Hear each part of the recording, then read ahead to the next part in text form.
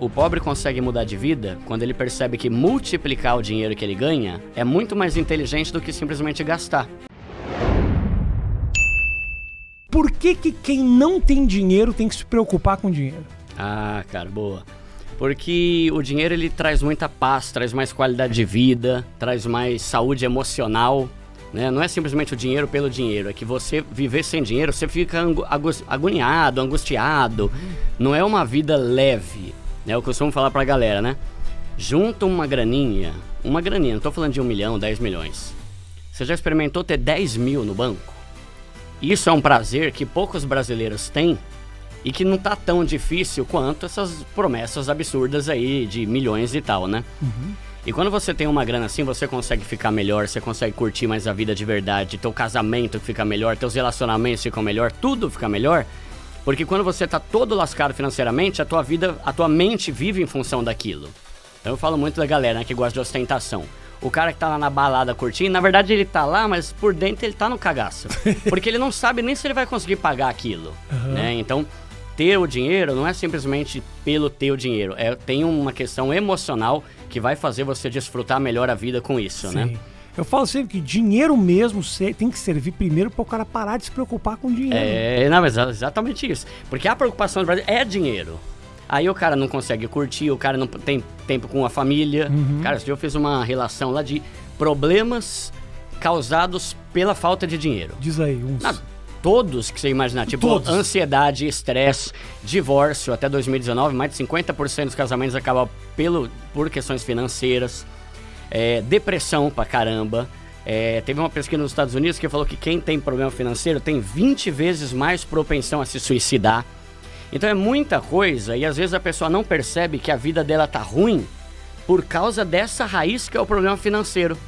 E quando você resolve isso, você para de se preocupar e você curte mais, desfruta mais a vida, né?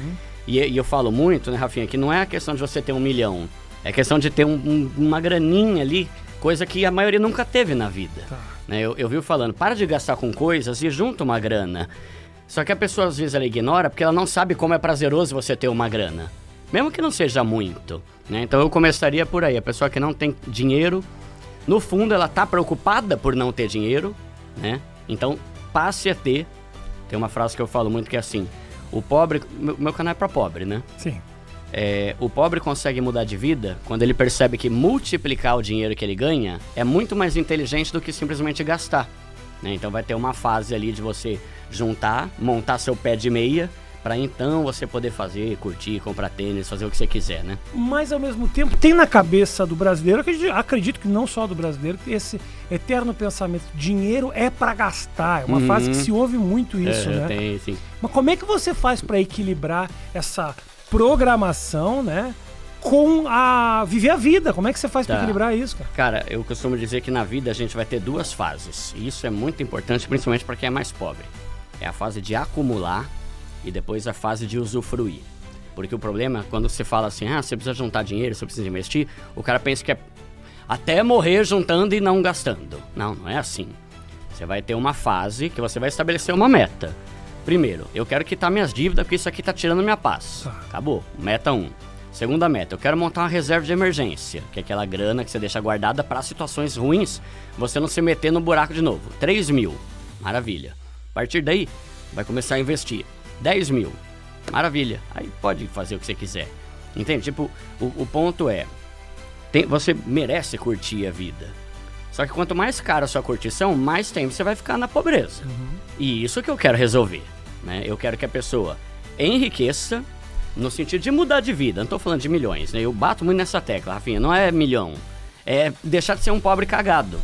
Entende? É porque tem 2 coisas. Tem o pobre e tem o pobre cagado. Pobre cagado é o cara que tá todo ferrado, que trabalha 24 horas pensando nos boletos. E tem o pobre, que é a pessoa ali que tem um salário, tem uma qualidade de vida ok, tá começando a investir e tá aos poucos mudando de vida. E isso não é difícil de resolver.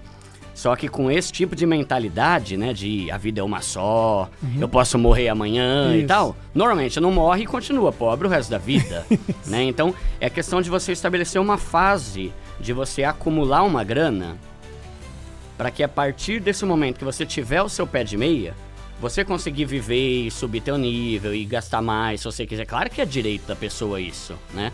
Só que é uma fase.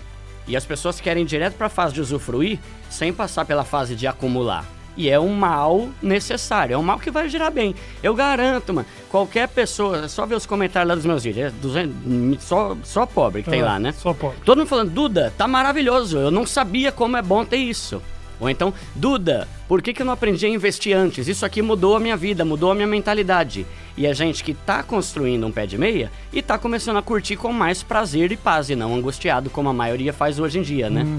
Mas é questão de a pessoa decidir. Não, pera, eu vou fazer isso aqui, eu vou juntar uma grana, eu vou quitar minhas dívidas pra entrar na fase de usufruir.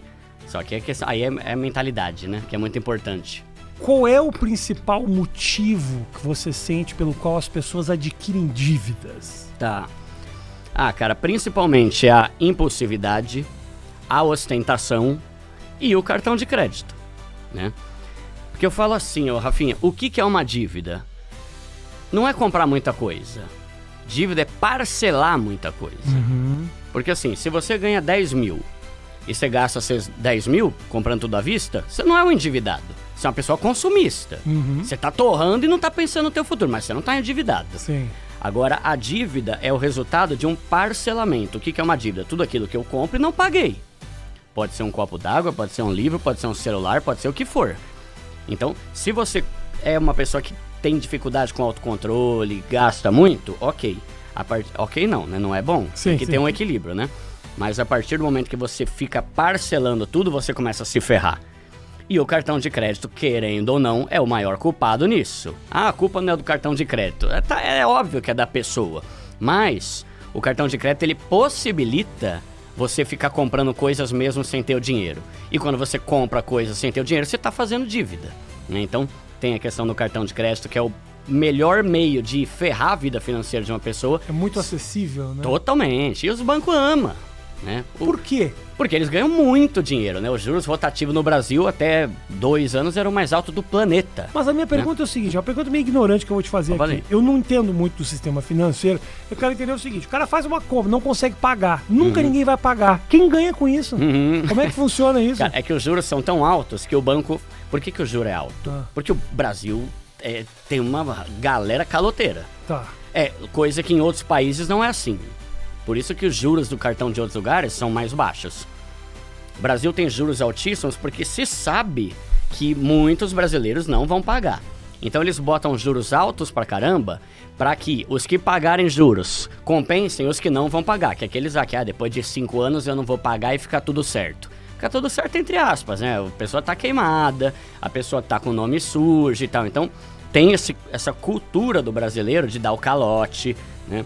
Tanto que eu abomino essa frase. Duda, o que você acha de deixar 5 anos passar pra dívida caducar? Primeiro que dívida não caduca. Segundo que mesmo que caducar, você não acha que é uma atitude íntegra isso? Claro. Essa mesma coisa que eu te emprestar uma grana e falar que se dane ele, mano. Daqui a 5 anos ferrou ele que se lasque. Pô, velho, não faz sentido.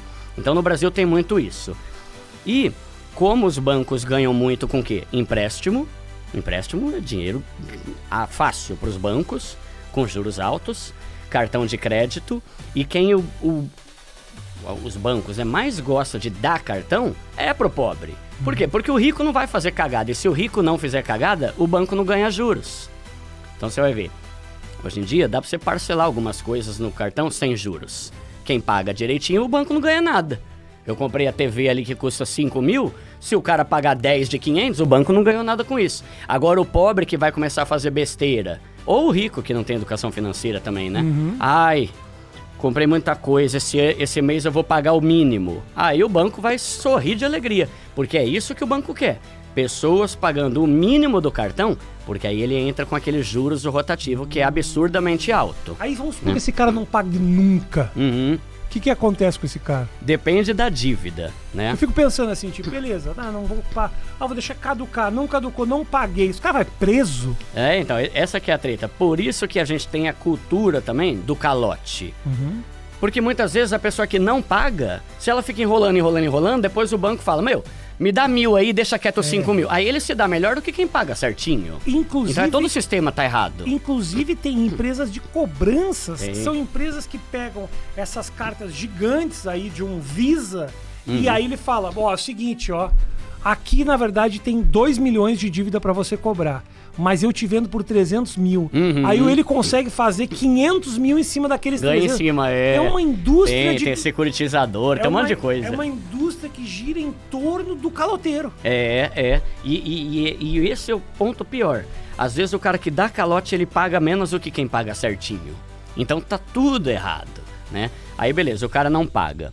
Existem algumas possibilidades que o banco pode fazer, né? Então primeiro, o cara pode ir preso? A única coisa que dá cadeia hoje de dívida é não pagar pensão, né? Se você não pagar pensão, isso, a lei é ferrenha mesmo e o cara pode ir pra cadeia. Agora, qualquer outra coisa, não pode. Tem uma lei aí, até que era internacional, que veio pro Brasil, que fala que ninguém pode ser preso. Agora, o que pode acontecer é, dependendo da dívida, o banco sim, chegar e falar, eu vou ativar a justiça, e se a justiça vê que você é um caloteiro, aí eles podem começar a bloquear seus bens, eles podem bloquear seus investimentos, bloquear seus imóveis. Se você tiver mais de uma casa, eles podem tomar uma casa e penhorar. Perfeito. Né? Dificilmente o pobre vai se ferrar com isso, porque o governo, né, não vai, tirar a única casa que o cara tem e mora com a família para pagar a dívida. Mas se é uma pessoa... a gente vê muito aí, os caras que é traficante, que a polícia prendeu os bens, carro e o caramba, né? Pode pegar de volta. Vira tudo leilão depois. Vira, né? Só que tem um ponto também que isso é mais para dívidas altas, porque isso custa dinheiro pro banco.